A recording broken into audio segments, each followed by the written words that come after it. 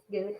Well, good evening, everyone, and welcome to Inclusive Product Week. My name is Caro Hurtado Tambini from Code for San Jose. I will be responsible after the presentation, so feel free to submit Q&A questions after the presentation. There is a tab on the right. I'm glad to welcome Aditi Sharma, who will be present from Slice to the Pie, Accessibility versus Inclusive Design.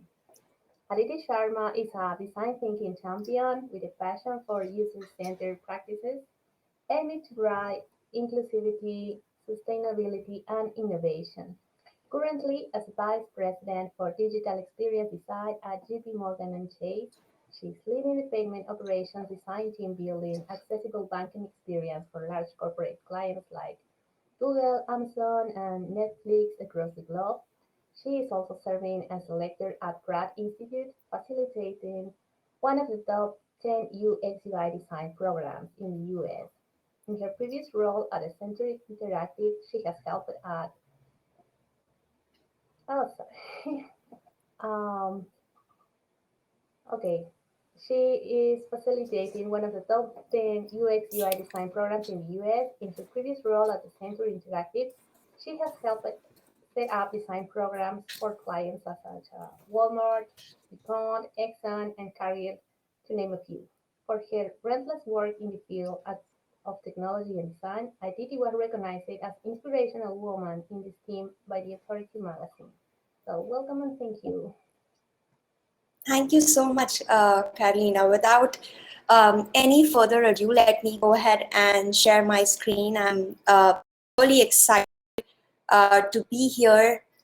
Let me figure out the right screen to share. There you go. And let me jump into the topic right away. We have a lot to cover. As Carolina was saying, Vice President of Digital Experience Design at JP Morgan, we come across a lot of things to consider when it, focusing on scale, focusing on an organization that's huge. And why am I here today? Besides the incredible suffering due to COVID, we're also going through this displacement. Further created this very deep divide. In spite of these divides, I think we've made very promising strides as an industry by following accessibility best practices. However, we fall short to include everyone in what we create. So on this occasion of the Global Accessibility Awareness Day, I wanted to invite you on this mission to bring access for all by expanding our focus from accessibility to inclusive design. We'll start by understanding our biases. How do we perceive the world? And how does the world perceive us? And along our journey, we cherry pick the best user-centered design and system thinking practices. So let's look at the impact of biases in innovation. We often ask ourselves, what's wrong with the world? There's so much pain, imbalance, and chaos.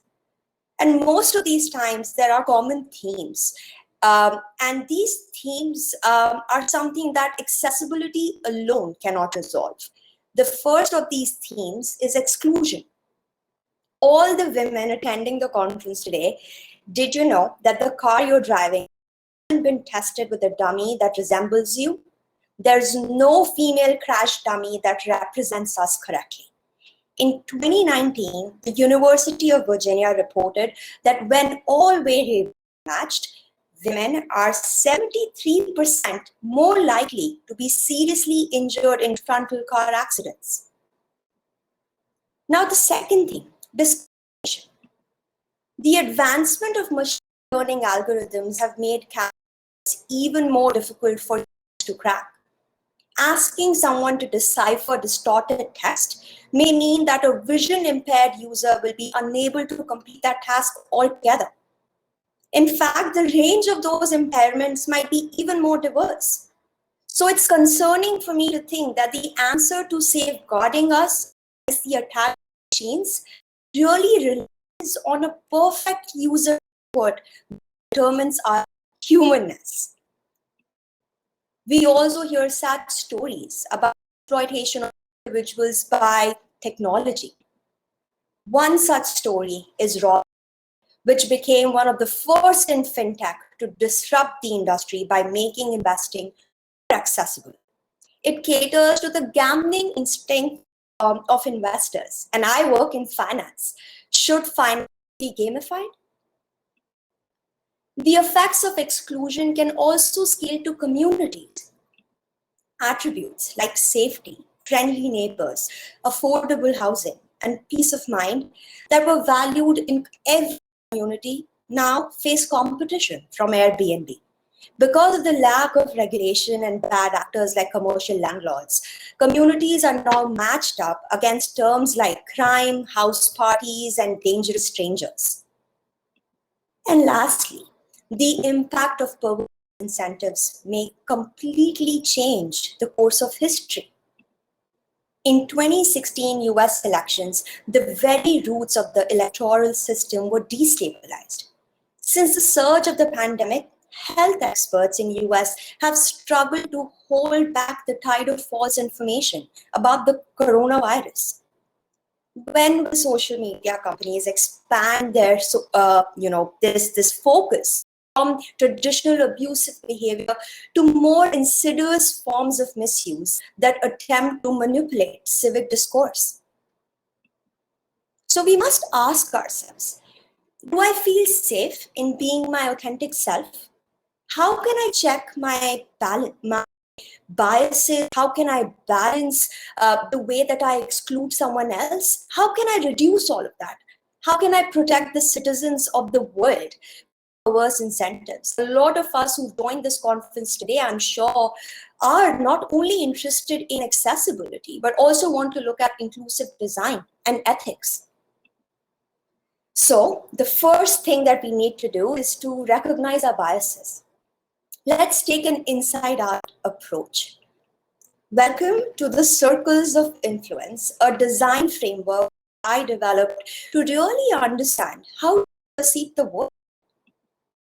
It starts with who in the world am I?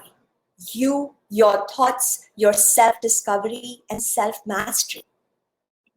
Then comes your support circle, the people you can call at 2 in the morning. You feel psychologically safe around them, and thus knowledge flows between you all much more frequently. Dr. Robin Dunbar, who was an anthropologist from the University of London, hypothesized that there is a cognitive limit to the number of individuals with whom any one person can maintain a stable relationship. The first of these thresholds is the working group, which relates to the general rule of 7.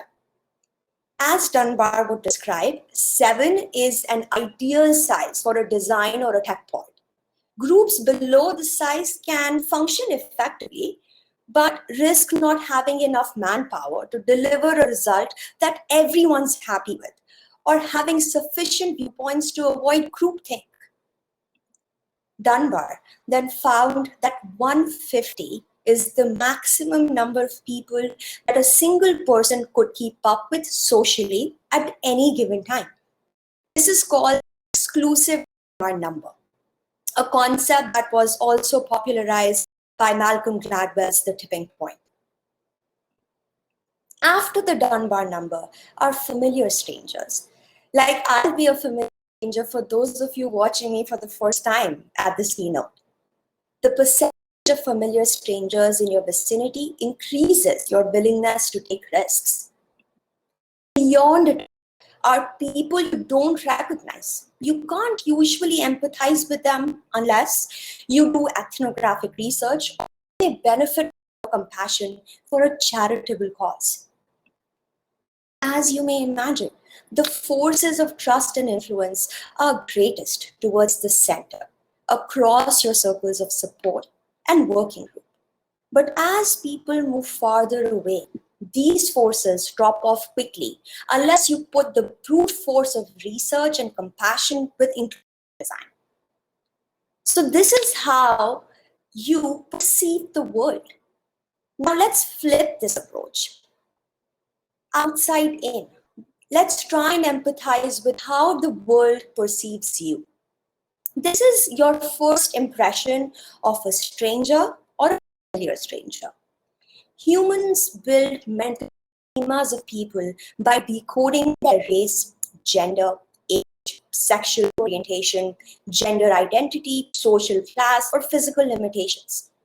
Exclusion often starts when we strongly assume and wrongly assume that we know someone just by recognizing their physical attributes. Accessibility laws also often just focus on this one aspect. Dare to go beyond, or if you know someone in a working group, like your colleague, you can start to build a schema of what they do and how they experience the world. How do you do that? You do that by observing their practices, their preferences, affinities, and skills. And lastly, for folks in our support circles, we may deeper cognitive level, helping us to empathize with how they think, their point of view, knowledge, and belief. And if you bring it all together, these aspects of demographics, experience, and cognition, we can start to practice radical inclusion at scale. And talking about radical inclusion at scale, how do we extend inclusion in the context of large organizations? Peter Senge, an American system scientist, in his book, The Fifth Discipline, argued that the only sustainable source of having that competitive edge is an organization's ability to learn faster and better than its competitors. And it operates on 5 levels. Level 1, what we usually practice as a community, user-centered design. What do our end users say, hear, think, and do? What else are they empathizing with? At level 1, research will be key. You must listen and question the questions to really understand these user segments and their immediate environments. But the curiosity that you really need to listen needs to be channeled with listening across 3 stages. Number 1, explore. You find new directions for product innovation with market research. Number 2, experiment. You're creating these concepts constantly and taking them to different user segments and identifying different user needs. And all of that can come together with persona spectrums. And lastly, you evaluate the product performance with OKRs that uphold the of underrepresented user segments. To get the complete picture at the cognitive level, user psychology plays an important role along these 3 stages. Like cognitive load, which may happen due to internal or external factors, law of proximity and Hicks law that dictate how best to lay out visual formats, affordance that governs rules of interaction design, and the peak and end rule, which equates to the overall customer satisfaction scores. But how do you bring it all together? So for that, let's move to level 2, the working group, where team learning happens with cross-functional collaboration. At that level, your team must think, how will the system be used in groups of people, by groups of people, or against groups of people? For you to excel at level 2, you must learn to collaborate by making design the shared language. We must recognize that the 3rd generation of designers are not designers. They are our stakeholders. It's the coming together of that 3-legged stool of users, technology, and business to create an optimal user experience. Our intentions are usually to drive a user-centered process, but it tends to become business-centric pretty quickly. Professor at Yale, Dr. King, introduced me to the Vroom-Yeton decision-making model that lays out the balance of autonomous versus democratic decision-making styles. When making decisions, start with the importance of the quality of the decision. 50% of decisions that senior managers make are never implemented. So ask yourself, are underrepresented individuals part of this decision-making process? And if they are not, change that. Depending on the time you have, look at someone else, share that responsibility of decision making. These pictures on the right are from design thinking workshops that I've conducted in the past with some amazing designers on my team. Interestingly, the picture on the top right shows a stakeholder sketch who said at the beginning of the workshop that she couldn't draw. In short, we are inherent designers. So embrace creativity and break the silos. Now let's move to level 3, where service design plays a critical role when working with a group of 150 or the Dunbar number. An ideal experience is the sum of many parts. Service design goes beyond what is important. It's the entire relationship between a company, its employees, and its customers. It's really about understanding the backstage, like business policies, technologies, infrastructure, and systems, and then the front stage, the channels, the products, and the customer touchpoints. The service blueprint example at the bottom of the screen is a living visual artifact that's really started as a simple exercise for mapping out business processes. After multiple user interviews across locations, we started to uncover this complex matrix of user needs.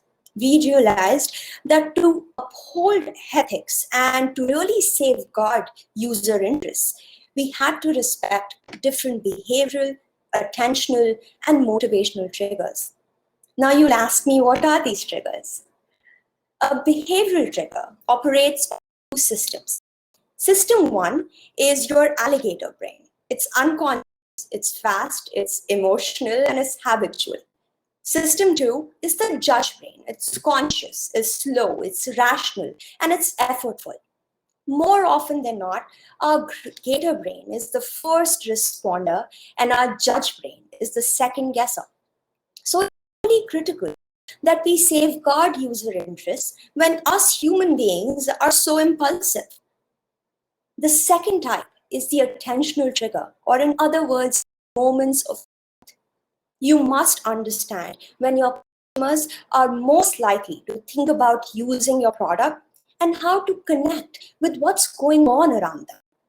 As shown in this picture, closed captioning, besides benefiting a hearing impaired individual, may be extremely useful for a busy train commuter without headphones. Lastly, the motivational triggers that talk about framing that leaders must use to set an inclusive product mission. Google's mission statement on this slide covers all three significant aspects. Number one, it's monumental. It emphasizes how huge and important the task is. Number two, it's manageable. It makes it feasible and bite-sized. And number three, it's serious. It's new, exciting, and curiosity-provoking. So partner closely with system architects to connect the dots. Service design will help you make your users feel not only safer, but more comfortable and plain happier. Based on these triggers that you've seen on level 3, if you start to build out these persona spectrums, you can start to identify the extreme users that you really need in your design process to gain radical insights. Typically, the distribution of users looks like a bell curve, with the mainstream users in the center and remaining extreme users on either side of the peak. Persona spectrums augment the concept of extreme users by shifting the curve based on users' context, environment, and goal of use. You'll spot interesting opportunities for innovation when you interview some extreme users. We still fail to recognize this breadth of user segments holistically in our design process, in spite of glaring statistics that 1 in 4 US adults have a disability, and 17% are 65 and older. Telehealth and telemedicine have witnessed incredible growth by attending to the needs of the most marginalized customers that satisfy the most market demand. People who are getting older or experience mobility impairments need access to home health and remote patient monitoring. Great, not just for this segment, but also for users who need preventive or episodic healthcare. Disruptors like Apple Watch, Teladoc, Forward, and Headspace have identified these crossovers, and they are making good progress with their.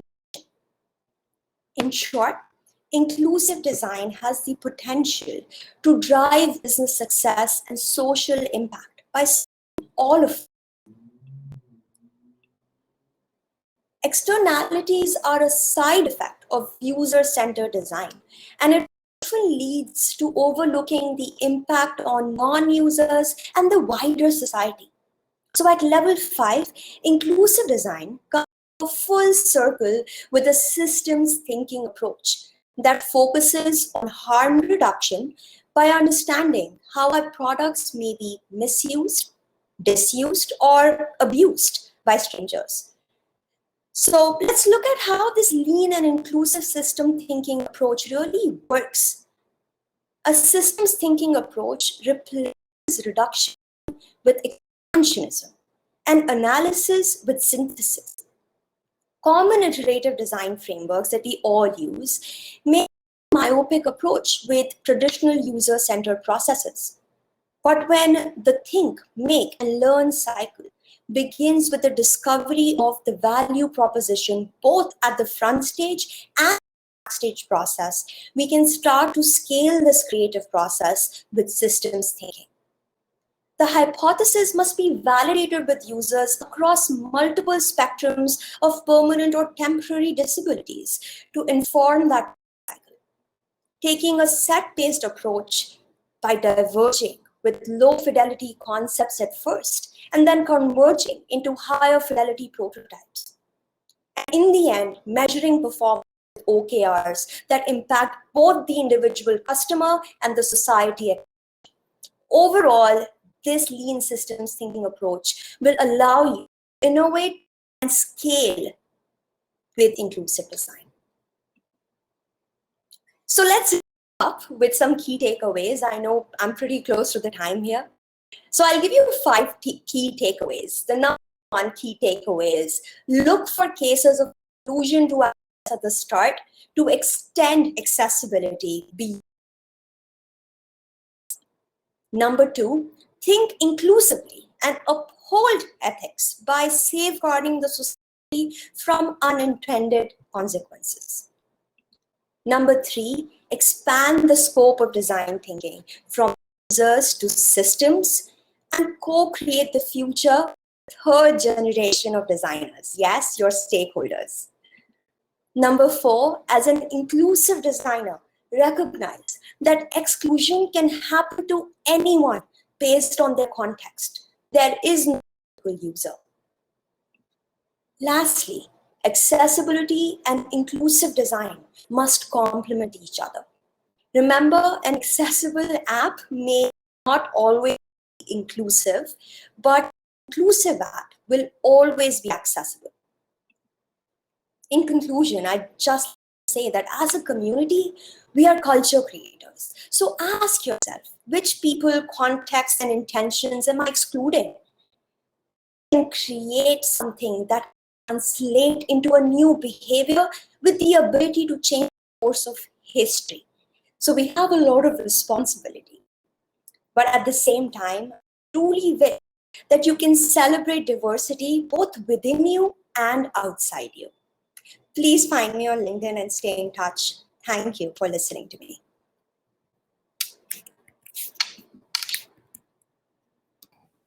Oh, awesome, Aditi. Thank you so much. I hope everybody would enjoy this amazing presentation. And now Aditi Sharma will answer some questions that were submitted during the presentation. So let's see. Yeah, bring them all. Yes. Well, I don't find it right now any question from the audience. It was really amazing the presentation. So maybe for people who are starting at this accessibility and inclusive design, what will be your recommendation? Would say read a lot of books, and some of the resources that I found really useful. For example, I think Mismatch by Kat Holmes is a great book. Then Innovating from the Margins by Tariq Lal is another one. And we follow August Ray work, design director at Google dedicated to inclusive design. And Mhm. he's just doing some amazing work.